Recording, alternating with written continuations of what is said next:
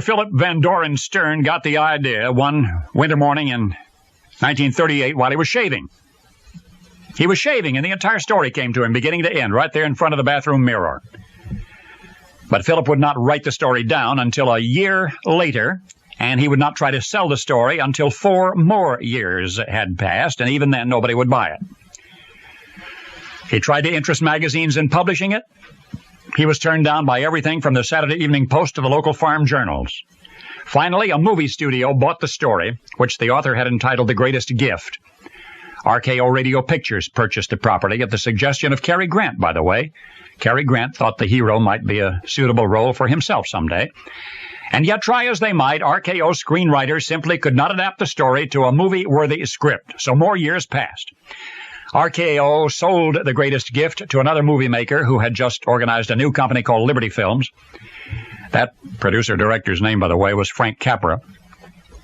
And under his loving guidance, Philip Stern's Little Christmas Story did grow into one of the most moving and heartwarming tales ever told. And each Christmas time, televiewers thrilled to the retelling of an all-American yarn which Frank Capra retitled, It's a Wonderful Life. But this is the rest of the story. The motion picture It's a Wonderful Life is about a man named George Bailey on the brink of suicide, granted a unique opportunity to see what the world would have been like had he never been born. It's a Wonderful Life has become a classic, consistently listed by critics among the 10 greatest movies ever made, but it did not become an American cultural phenomenon until the mid-1970s, and there's a reason for that, aside from its intrinsic greatness. For you see, when It's a Wonderful Life first appeared in theaters, December 1946, it received mixed reviews. It barely broke even at the box office, received not one Academy Award.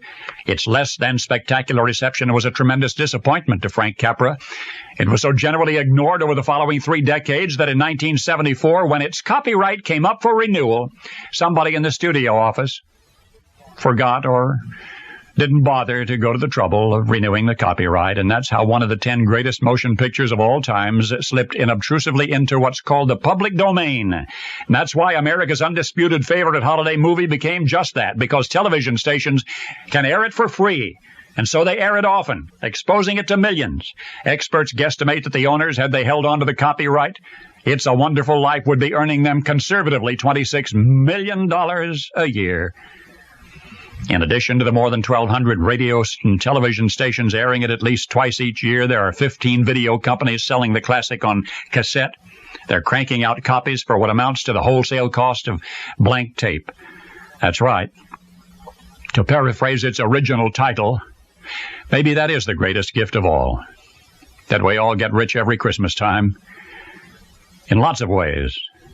Because we get to see and re-see and re-see It's a Wonderful Life. Just because somebody, maybe some bumbling guardian angel, failed to renew the copyright. By the way, had that whoever it was back there bothered to renew the copyright, it would have cost his employers a renewal fee of only $4. Merry Christmas. And now you know the rest of the story.